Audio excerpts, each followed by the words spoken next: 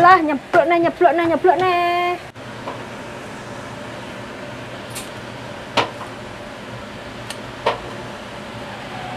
Ini cabai Indonesia, pesen 1,5 kilo. Ini cabai Indonesia, yang ini cabai Taiwan. Godong kates atasannya godong kates sih di Taiwan harganya 50.000 rumangsamu. Sekujur tubuh itu mengkorok gitu loh. Lawang sama cendelanya tak buka mablak-mablak itu tetap mengkorok. Saya sambil bilang gini, jangan ganggu saya ya, saya mau bersih-bersih. Ini saya di sini kerja nyari duit halal, jangan diganggu ya.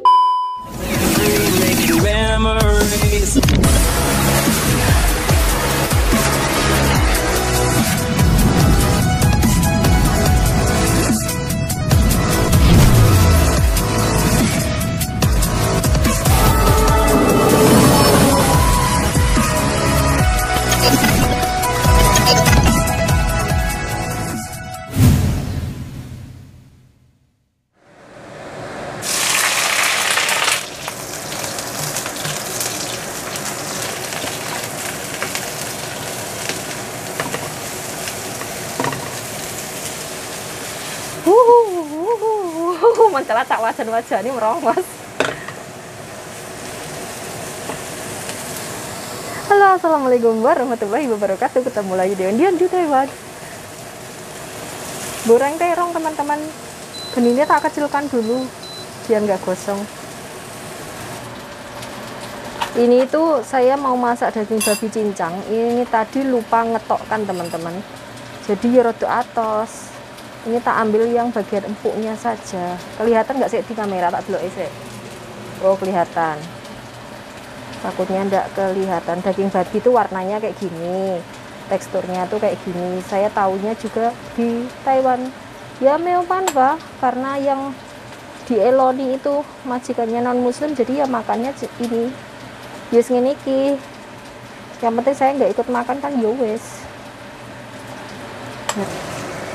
Terongku rupanya kayak aku ya, ini karena kurang minyak teman-teman, jadi minyak aku habis ya wes sak rupa-rupanya belum mampu. Ini daging babinya tak kasih sedikit kecap asin sedikit saja, wes jangan banyak-banyak, nanti kasinan karena ini wasin banget. Tak ratakan dulu,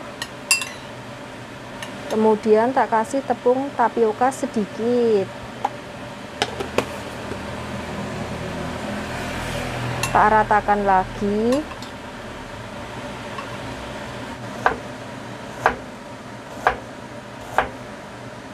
Bumbunya ini ya, ini jahe yang tak iris tipis banget. Tadinya tidak pedas, lah ya. Ini sudah melondot sekali ya teman-teman. Jadi tak angkat.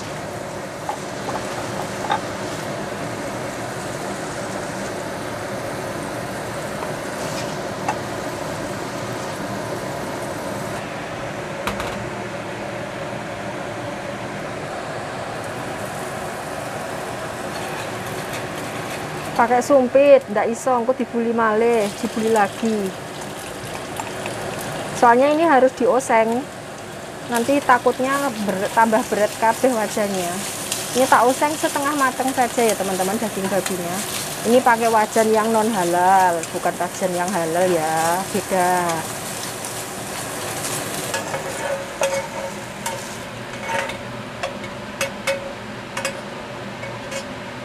Ini aku bumbunya pakai bawang kalau yang ini.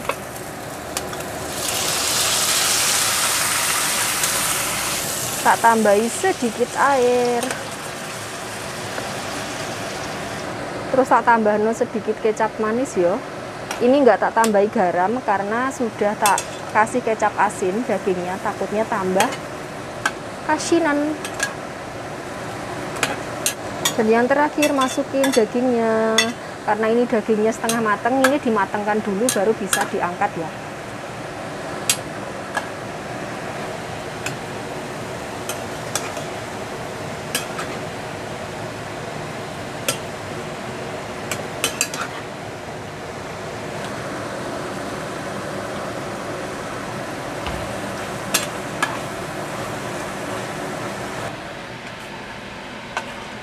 Wes mateng. Rumangsaku bentuknya kok nggak enak di sawang gini ya.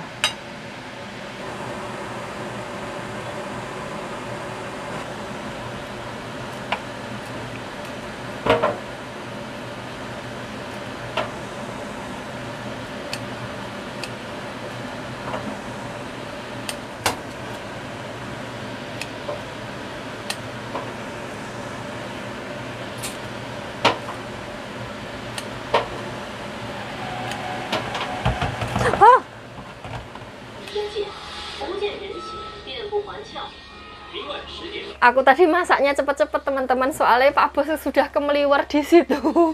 Selak lapar, sebenarnya masih belum ada jam 6 ya, mau sekitar setengah 6 lebih dikit. Tapi ya mungkin kok selak luwe, jadi ya wes tak hentikan videonya, akhirnya wes ndang tak ndang matang ndang wes gitu. Biasanya kan makannya itu jam 6 buat makan malam. Aku tadi dapat paketan, jadi aku pas belanja online tumbas lombok, beli lombok teman-teman. Tapi ini lomboknya nggak seperti biasanya, ini cabenya nggak seperti biasanya. Ini cabe Indonesia. Bedanya cabe Taiwan sama cabe Indonesia itu apa?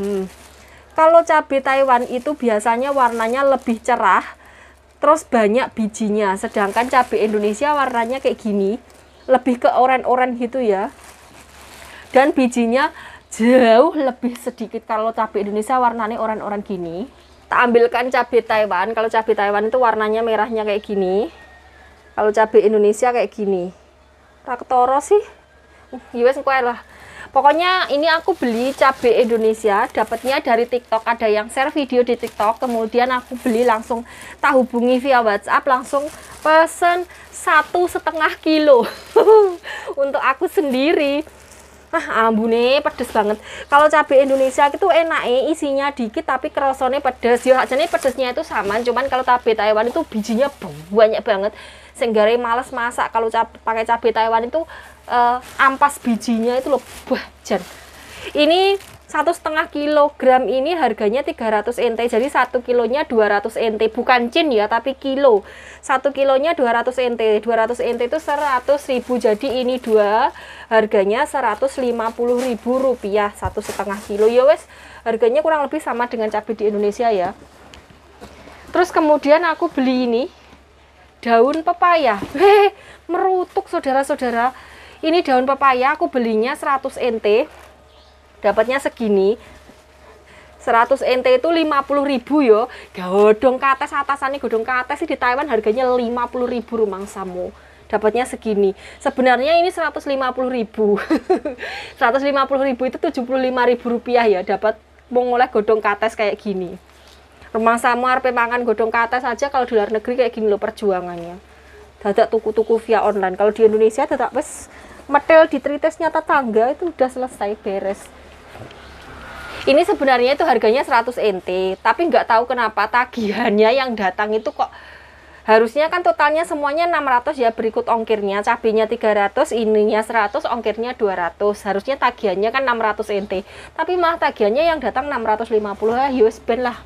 Jadi ini 150 NT atau sekitar 75.000 rupiah. Nah ini perbedaan, ini cabai Indonesia, yang ini cabai Taiwan. Silahkan bedakan sendiri. Ini untuk tampilan luarnya ya, warnanya lebih cerah yang cabai dari Taiwan. Kalau cabai dari Taiwan itu merah merona, kalau yang ini oranye-oranye gitu. Tapi bedanya dalamnya, cabai dari Taiwan itu bijinya lebih banyak dan lebih keras. Beda dengan cabai di Indonesia, bedanya seperti ini teman-teman. Bijinya ini lebih gede, lebih keras, lebih banyak. Kalau ini lebih kecil dan lebih sedikit. Wah.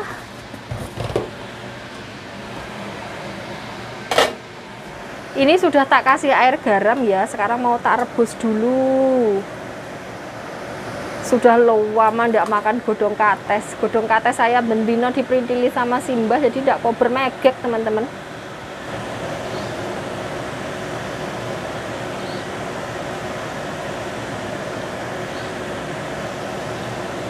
Mumpung Simbah anteng ya teman-teman, aku mau ngulek bumbunya, mau bikin oseng daun pepaya, cabenya. Ya ceblok lek.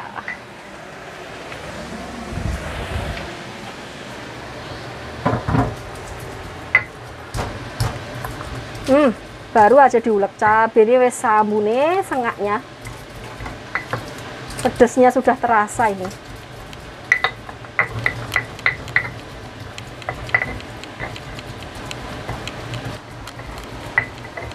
Udah kayak gini aja sudah cukup ya, nggak perlu terlalu halus. Enak rodok kasar, royak-royak gitu rasanya.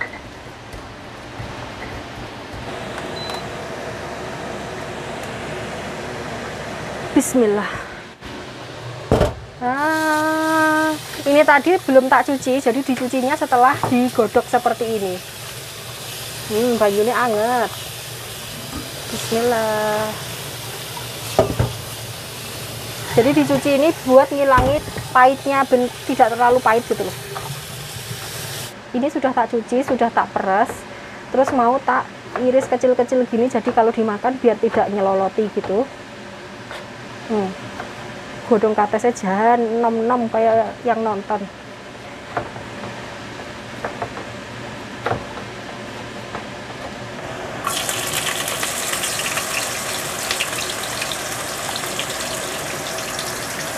Ini terinya tak tumis dulu, tak goreng dulu, bukan ditumis. Tak goreng dulu sampai kering, baru tak masukin bumbunya ya.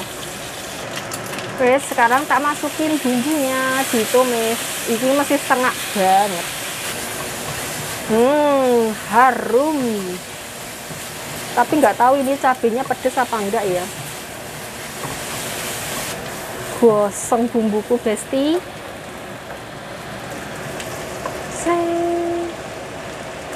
Tambahin sedikit air.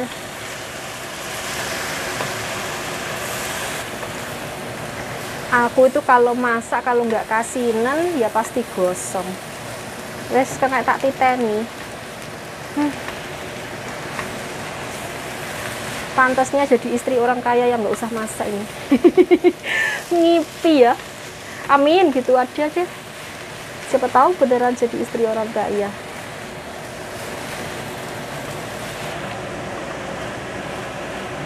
Walah, nyeblok nih.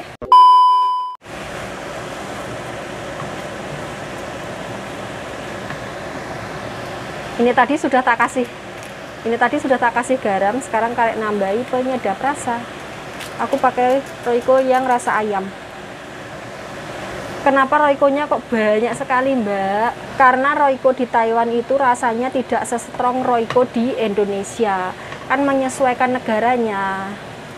Jadi satu bungkus itu sudah takarannya kalau menurut saya. Tapi kalau buat orang Indonesia, itu satu bungkus Royco di Taiwan itu nggak kroso, kurang asin, kurang gurih. Kalau di sini saya rasa ya sudah cukup. Sudah mateng ini.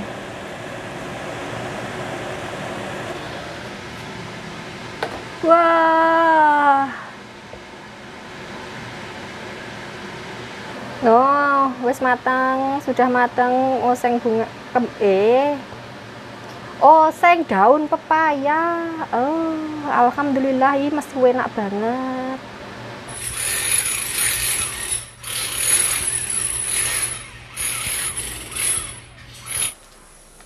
Sekarang jam 2:30, Besti. Jam 2:30. Jadi ini aku masaknya kemarin malam, makannya sekarang. Bismillahirrahmanirrahim. Saya mau makan siang dulu, teman-teman, pakai daun pepaya. Pahit, iya pahit. Kemarin saya sudah nyoba dan pahit sekali. Tapi enak. Karena saya suka pahit. Ya, moga-moga ini bisa jadi obat korondil ya. Jadi korondilnya itu lebih pahit, makanya ndang minggat dari tubuh saya. Oke. Bismillahirrahmanirrahim. Pahit banget.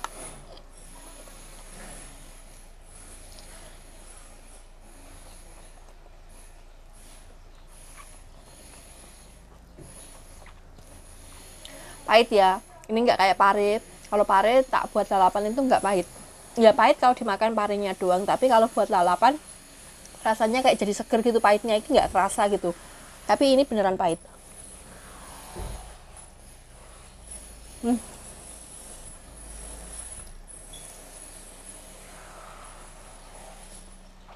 Tapi godong pare, daun pepaya itu kalau nggak pahit malah nggak enak.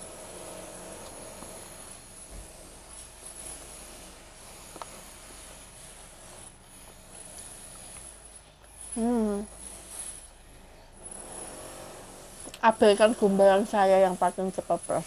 Itu karena saya nyari plastik vakum belum ketemu, saya lupa naruhnya di mana.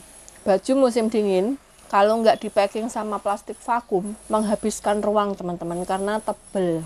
Jadi kalau packing harus di vakum biar kempes kayak dompetmu.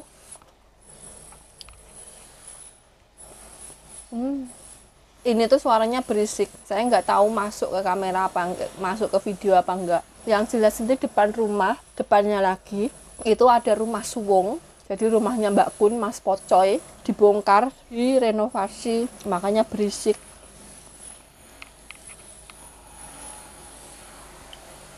Buat yang nanya di Taiwan apa ya ada hantu, ada gitu-gitu, ya banyak podo wae. Dimanapun berada itu ada. Bentuknya itu sesuai imajinasi kita, jadi sesuai apa dengan yang kita pikirkan. Kalau kita bayangkan demitnya itu kayak pocong, Mbak Kun, Miss Wewe kayak gitu, ya yang keluar ya itu. Kalau kita bayang nih Lee Min Ho, Siwon, terus sopona ya aku nggak apa nih artis-artis Korea. Tapi aku kalau bayangkan itu nggak keluar itu. Demitnya nggak mau keluar bentuk seperti itu. Heran aku. Mungkin terlalu insecure untuk menjadi seperti Lee Min Ho. Saya pernah punya pengalaman medeni di majikan saya yang dulu. Jadi majikan yang saya yang dulu itu, terus rumahnya itu suwung, every day itu suwung. Jadi setiap hari suwung kecuali pas giliran saya sama mbah yang tak openi itu datang ke situ. Jadi dulu saya itu jobnya, pekerjaan saya itu bersihin 3 rumah teman-teman. Satu rumah itu 4 lantai semua dan rumahnya itu gedong, gede. Rumahnya gede banget pokoknya. Dan 4 lantai semua. Jadi saya membersihkan papat yang telu bilang 12 lantai dulu. Dan digilir setiap 1 bulan itu pindah-pindah ke rumah ini, ke rumah ini, ke rumah ini gitu loh, boyongan tiap bulan. Nah, rumah yang kita maksud yang ada demitnya itu jika saya nggak datang ke situ, sama si mbah nggak datang di situ, majikan saya 2 orang laki cewek, itu biasanya suka piknik ke Cina, piknik ke Jepang, atau kalau nggak ya ke rumah anaknya itu, sugih banget. Rumah anaknya itu malah di dalam rumah itu ada liftnya, tangganya itu pakai lift gitu loh. Jadi mereka berdua itu nggak pernah di rumah, ya pernah sih tapi jarang banget di rumah gitu. Kalaupun ada di rumah, mereka itu biasanya majikan cowok aja, majikan cewek enggak. Majikan cewek itu seneng banget piknik gitu. Nah majikan cowok ini kan punya tanah di gunung gitu yang buat nanam sayuran, nanam buah-buahan kayak gitu loh. Nah majikan cowok ini seringnya di gunung itu, di tanahnya itu buat bertani. Jadi pulang-pulang cuman mau tidur doang. Di omahnya itu terkesan suwung gitu teman-teman. Banyak demitnya. Saya itu kalau di sana itu waktu bersih-bersih lantai 3, lantai 4 itu selalu ya gitu. Pokoknya sekujur tubuh itu mengkorok gitu loh. Mengkorok itu bulu roma kita itu berdiri, ngadeg jegrek semua itu mengkorok. Padahal itu siang bolong, benderang, lawang sama jendelanya tak buka mablak-mablak itu tetap mengkorok saya itu. Jadi solusinya itu biasanya saya itu nyetel murotalan kalau pas bersih-bersih lantai atas, terus saya sambil bilang gini, jangan ganggu saya ya, saya mau bersih-bersih, ini saya di sini kerja nyari duit halal, jangan diganggu ya. Saya selalu bilang seperti itu. Terus jadi cerita horor. Terus pas malam-malam, kalau nggak salah itu jam 1:30 atau 2:30 gitu ya, mungkin ya antara jam segitulah. Nah majikan cowok saya ini kan beliau mesti ke kebun, ke ladang, ke gunungnya itu buat bertani, ngongak tandurannya. Itu biasanya berangkatnya itu subuh atau habis subuh. Kan kalau di Taiwan itu waktu subuhnya itu nggak tentu ya, nggak kayak di Indonesia karena ini tergantung musim. Kalau musim panas biasanya itu lebih awal subuhnya, mungkin ya sekitar jam 3:30 atau jam 3 gitu baru sudah masuk waktu subuh. Kalau musim dingin itu biasanya waktu subuhnya rada mundur, biasanya jam 4:30 atau jam 5:30 itu baru subuh gitu ya. Aku lupa waktu itu musim apa. Yang jelas itu masih belum waktunya majikanku cowok ini untuk keluar kamar untuk makan. Biasanya kan sarapannya itu jam 4, 4:30 gitu majikanku yang cowok itu, karena buru-buru mau ke gunung itu tadi. Nah itu jam, kalau nggak jam 1:30 ya jam 2:30. Kamar saya itu sama kamarnya mbah saya itu, saya kan tidur sekamar sama mbah saya ini cewek ya, ama-ama gitu. di sampingnya garasi dan gudang. Nah kan jendelanya kaca bening gitu ya. Terus pas itu tak buka jendelanya itu, kalau nggak salah buka separuh gitu, ada orang gemblodak ngambil sesuatu di gudang. Bukan kucing, soalnya kucing nggak bisa masuk kan, itu ada pintunya. Pintunya di Taiwan itu rata-rata itu pintu besi dan ada kasa nyamuknya, jadi nggak mungkin kucing bisa masuk. Aku pikir majikanku yang cowok, karena biasanya kan dandani truknya itu loh yang buat dibawa ke gunung buat ngangkut buah-buahan gitu. Saya pikir seperti itu. Gemblodak aja dalam waktu yang lama, karena gemblodak kan saya nggak bisa tidur ya. Terus ada bayang-bayangnya juga, terus kemudian saya mendengar orang jalan kaki ke depan kamar saya kan, di sebelahnya ruang tamu pas gitu, pintu masuk. Tak tenteni kok nggak ada orang masuk ke rumah, kalau majikan di luar kok jam segini kok udah bangun, udah di luar rumah, kok nggak masuk ngapain, kok nggak makan atau nyiapin kebutuhannya untuk dibawa ke gunung itu tadi. Tak tunggu lama banget, ada hampir 1 jam nggak masuk. Ya udah aku tidur yo. Terus nggak berapa lama saya terbangun sama suaranya Pak Bos saya yang asli, bangun buat nyiapin sarapan mau ke gunung itu tadi. Terus siangnya itu saya bertanya ke beliau, apa beliau semalam bangun lebih awal kemudian dandani truk, saya tanya seperti itu, dan beliau jawabnya enggak. Terus aku ditanya, emangnya kenapa? Saya bilang, enggak kenapa-kenapa, saya mendengar orang gemblodak di samping jendela kamar saya. Saya pikir Pak Bos mungkin kucing, saya bilang seperti itu. Karena saya takut beliau tersinggung. Berarti mungkin demit, karena tidak mungkin kucing, apalagi anjing. Karena rumah majikan saya itu selain Suwung, kan beliau tinggalnya di desa yang gunung sekali. Bahkan sama Seven, sama Family, sama Okmart itu jauh sekali, harus naik mobil atau naik sepeda motor sekitar 20 menitan. Dan rumahnya yang di samping rumah pas itu rumah Suwung, depannya sekolah, tapi di belakang rumah itu ada rumah orang ya dihuni, tapi samping rumahnya lagi juga rumah Suwung, jadi diapit rumah Suwung. Itulah pengalaman mistis saya selama di sini. Tapi setelah pindah ke rumahnya Akong sini, saya nggak takut sama sekali. Sebenarnya saya itu bukan penakut sih, cuman ya pernah mengalami hal-hal seperti itu di sini, dan barang seperti itu tuh di mana-mana ada, nggak hanya di Indonesia aja teman-teman.